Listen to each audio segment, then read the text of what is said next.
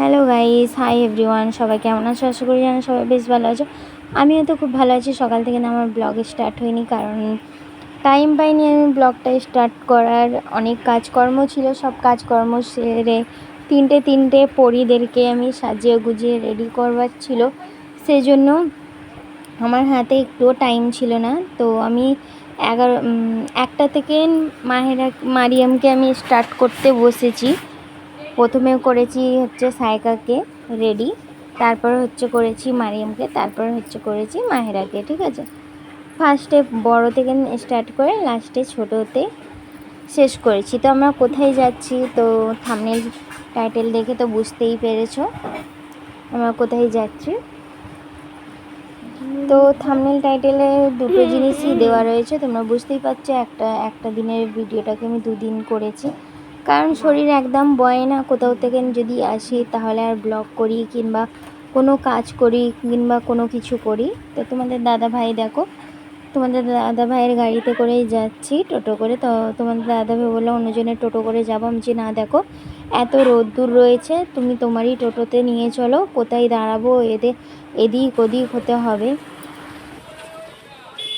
দেখো 3টে রানী সেজে গুজে রেডি, আর আমরা চলে এসেছি। যাও, এই তো চলো, আসো সাইকেল।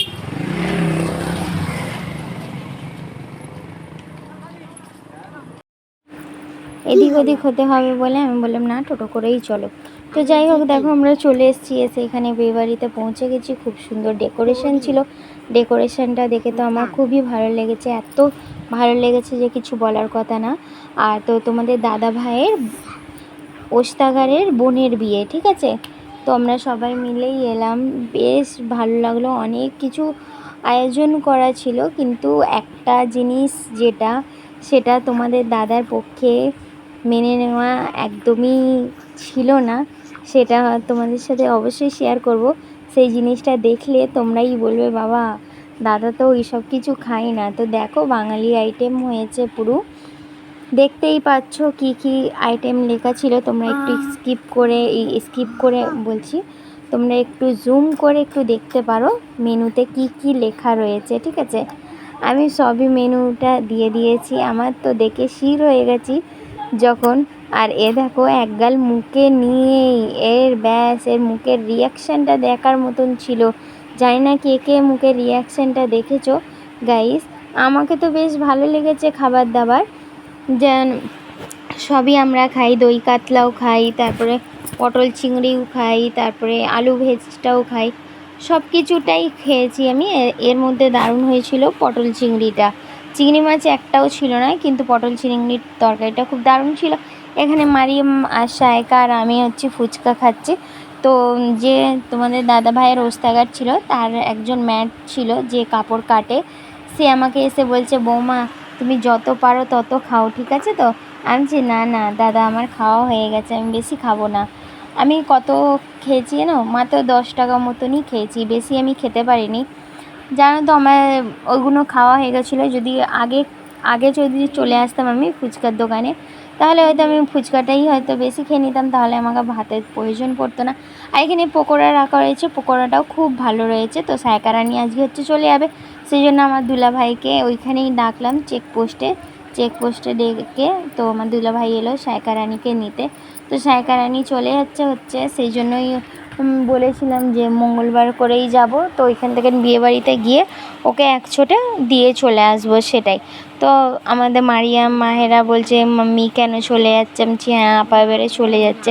জানোই তো গাইস, আমার শরীরটা একদমই ভালো নেই, যে বেশি টাইম আমার একটু রান্না ফান্না করতে একটু দেরি হয়ে যায়। তার জন্য আমি বললাম না ঠিক আছে, 1 সপ্তাহ রয়ে ঠিক আছে। এত তোমাদের দাদাভাই তো বিয়েবাড়িতে খাইনি, তার জন্য ওকে ছেড়ে সায়কা রানীকে ছেড়ে একচোটে চলে এলো তোমার দাদাভাই একটা হোটেলে বিরিয়ানি কিনতে। সেটা বিরিয়ানি কিনেও কি তোমাদেরকে বলবো, বিরিয়ানিতে এত সেন্ট মেরেছে গোলাপ পানির যে সে ঘরে এসেও খেতে পারিনি, বেচারা পেট শুকিয়ে যাচ্ছে। লাস্টে খেলে হচ্ছে মুড়ি চানাচুর আর চা করে দিলাম, চা প্যাটিস সব মিলে খেলো। ঠিক আছে। তারপরে হচ্ছে বাড়ির দিকে রওনা দিলাম আমরা।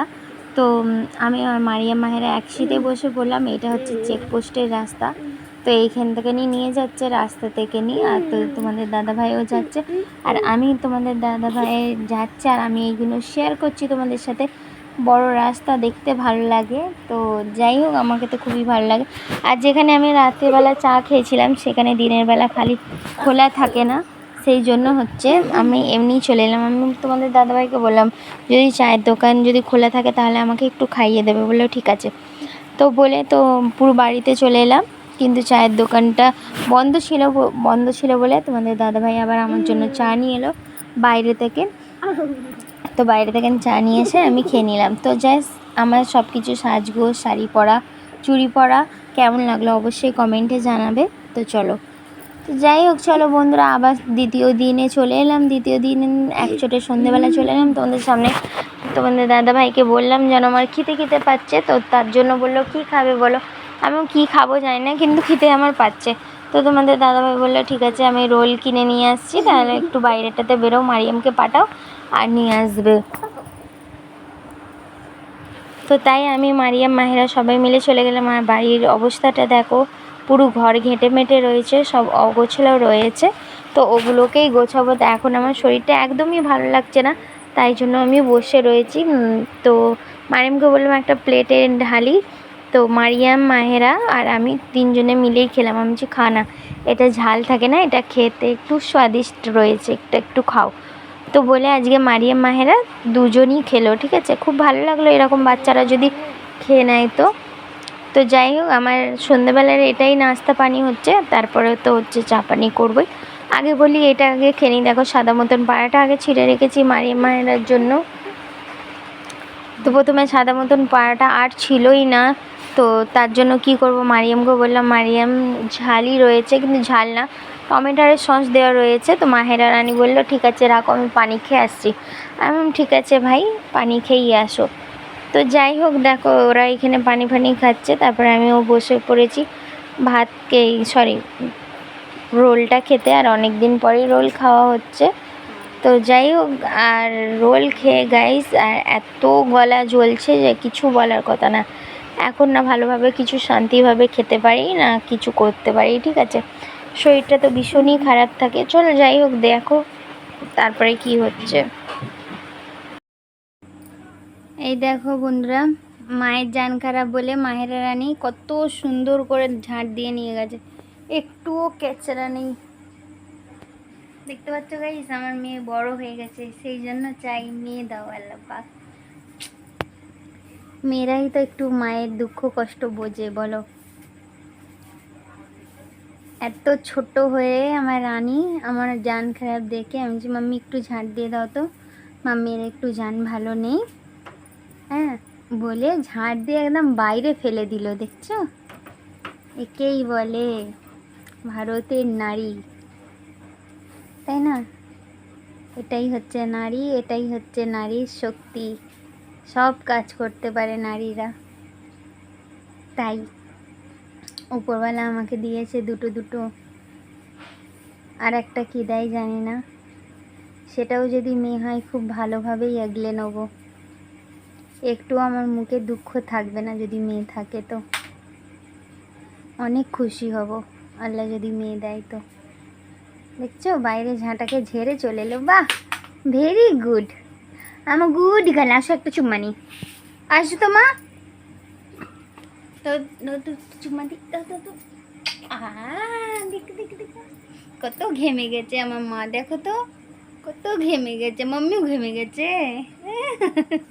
এই দেখো,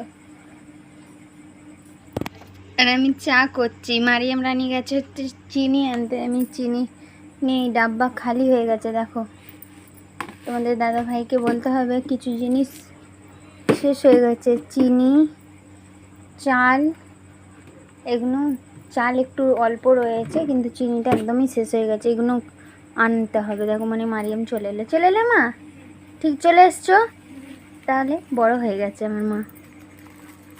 রাখো,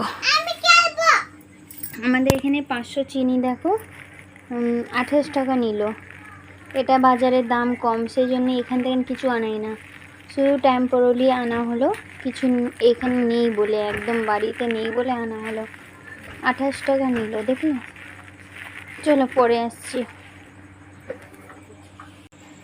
দেখো গাইস, 2 দিন ধরে ব্লগটাকে করলাম। ব্লগটা হচ্ছে আজকে শেষ করছি। কালকে ঘুরতে যাওয়া ভিডিও, ঘুরতে না, বিয়েবাড়ি গিয়েছিলাম। তো তোমাদেরকে তো আগেই বললাম বিয়েবাড়ির ব্লগ রয়েছে। তো যাই হোক, এবারে আর ভিডিওটাকে টানতে পারছি না, রাত হয়ে গেছে, 9টা বাজে। মায়ের রানী দুধ খাচ্ছে। মায়ের রানী দেখো পুরো আমার কলজের ভেতরে ঢুকে যাচ্ছে। ওর এখন বায়না ধরেছে আমি মাম্মি রসমালাই খাবো। তোর পাপাকে বললাম আনতে, তো নিয়ে আসবে, তারপরে তো খাবে। বলো না, আমি এখন তৈরি করবো রসমালাই ঘরে। তো ওর পাপাকে বললাম দেখো নিয়ে আসে, ততক্ষণ মুড ভালো করো। মাহেরা, মারিয়াম রাগ হয়ে গেছে। তো যাই হোক, আমার এই রাজকন্যাদের না মুখ ফুলিয়ে নেয় খালি। তবু যাই হোক, আমার মেয়ে আছে বলে কথা, তাই না? আমার মেয়ে আছে, তাকে তো ভালো করে রাখতেই হবে। তার বাবার আর মায়ের পুরো চাপ রয়েছে যে মেয়ে যেন সুখে বড় হোক, যেন না কষ্ট হোক কোনো কিছুরই। তো কোনো কিছু কষ্ট আল্লাহর রহমতে দেয় না তোমার দাদা। এত রাগ দেখছো। এ খাবে কেক, এ খাবে রসমালাই। যাই হোক, দুজনেরই স্বপ্ন পুরো হবে। চুপ করো, নিয়ে আসবে পাপা। তো যাই হোক, চলো দেখতে থাকো। আশা করি ব্লগটা শুরু থেকে নিয়ে এন্ড পর্যন্ত ভালো লেগেছে। আর যদি ভালো লেগে থাকে অবশ্যই একটা লাইক, শেয়ার, কমেন্ট করবে। তো চলো, আজকের মতন এতটাই শেষ। আজকের মতন টাটা, বাই।